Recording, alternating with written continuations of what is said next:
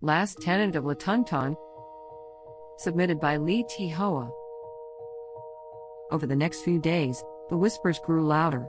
At night it felt like they seeped in from the walls, traveling through the cracks in the floor, as if the apartment itself was breathing them into my ears.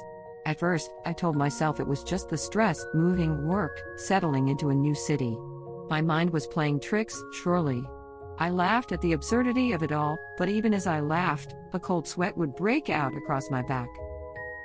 Then came the shadows. They weren't the typical kind, the sort that shift when a car passes by the window. No, these shadows felt deliberate, like they were watching me. I'd see them in the corners of my eyes, moving just out of reach, disappearing whenever I turned. Sometimes when I was brushing my teeth or cooking, I would pause mid-action, convinced that someone or something was behind me. But every time I looked, the apartment stood empty. I told myself I was imagining it. But by the third night, I knew that was a lie. One evening, as I stood over the stove, stirring a pot, it happened. The kitchen light flickered once, then again, and in the brief darkness, I saw it, a figure standing in the doorway. My breath hitched, and the wooden spoon slipped from my fingers, clattering onto the floor. My heart thundered in my chest. For what felt like an eternity, I couldn't move. The figure didn't either. But when the light flickered back on, it was gone. The doorway was empty, just as it had always been. That was when I knew I wasn't alone in the apartment. I started asking my neighbors about the building. Most were indifferent. It was just an old place, they said, full of tenants coming and going. Nothing out of the ordinary. But there was one neighbor, an elderly woman who had lived in the building for as long as anyone could remember. She didn't give me the brush off like the others did. She gave me something worse.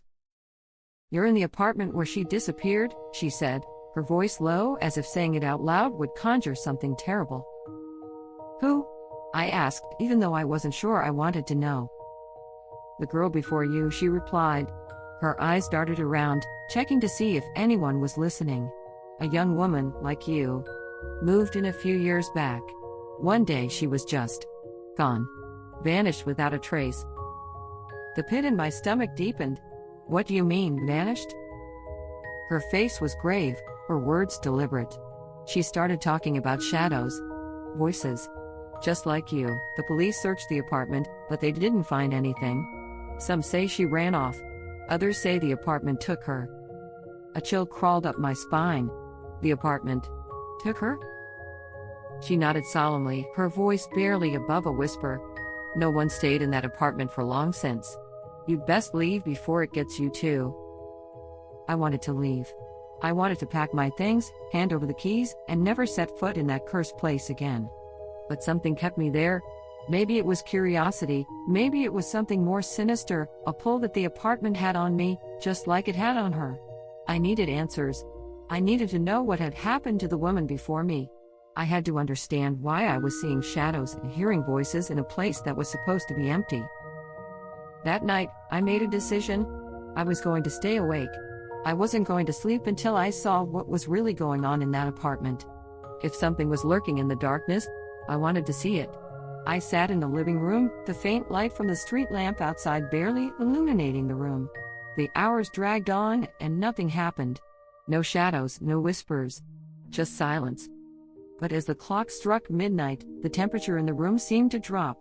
I felt it then, a presence, something watching me from the hallway. At first, I thought I was imagining it. But then I heard it, the whisper, so soft I could barely make out the words. "Leave." I froze. My heart hammered in my chest as I stared into the darkness. The whisper grew louder, turning into something more guttural, more threatening. "Leave." I jumped to my feet, backing toward the door. My hands fumbled for the handle, but before I could open it, the shadow appeared again, this time right in front of me. It was more than just a fleeting figure. It was solid, unmoving, and terrifyingly real. I could see the outline of a person, but their face, if they had one, was obscured by darkness.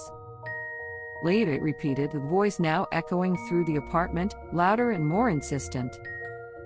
I didn't need to be told again. I grabbed my keys and ran, slamming the door behind me as I bolted down the stairs, not stopping until I was out on the street, gasping for air. The next morning, I returned to the apartment, determined to gather my things and leave for good. The air inside felt heavier, almost suffocating, as though the apartment was trying to push me out. I packed as quickly as I could, tossing clothes into suitcases without bothering to fold them. I just wanted to get out. As I went to grab my things from the kitchen, something caught my eye, a small leather-bound journal tucked away in the back of a drawer. I hadn't noticed it before. It must have belonged to the previous tenant. My hand shook as I opened it. The pages were filled with frantic, handwritten notes. The woman who lived here before me had written about the shadows, about the whispers. She had felt watched, just as I had. But as I flipped through the journal, her entries grew more erratic, more desperate. Her final entry made my blood run cold. "They're coming for me? I don't know how much longer I can hold on. If anyone reads this, please, get out. It's too late for me, but you can still escape." I dropped the journal, my hands trembling. She had known. She had known what was coming for her. And now it was coming for me? I left the journal where I found it, grabbed the last of my belongings, and fled the building without looking back. I didn't care about my deposit, didn't care that I had nowhere else to go. I just knew I had to get out. Weeks passed, and the further I got from the apartment, the more I tried to convince myself it was over. The shadows, the voices, they hadn't followed me. I was free, wasn't I? But the questions remained. Why had the apartment let me go when it hadn't let her leave? What had really happened to her? Late one night, after hours of searching online, I found it, a news article, buried deep in an old archive. It was a brief, almost dismissive report, but it confirmed everything the old woman had told me. The tenant before me had disappeared, just like that. No belongings left behind, no signs of foul play. It was as if she had simply vanished. The police had investigated, but with no leads, the case had gone cold. There were whispers about the building, of course, rumors about a curse, about shadows in the night. But nothing concrete, nothing anyone in the city took seriously. Except me. I kept thinking about that journal, about her final words. They're coming for me? It wasn't just the apartment. It was something else, something older, darker, and far more dangerous. And if it wasn't confined to that apartment, then maybe I wasn't safe after all. In the end, I never found the answers I was looking for. The shadows never followed me to my new home, but their presence still lingered in my mind. I like to think that whatever it was had let me go because I saw it, because I read her words and understood her fear. But every now and then, I think about that apartment on Thanh Ton Street.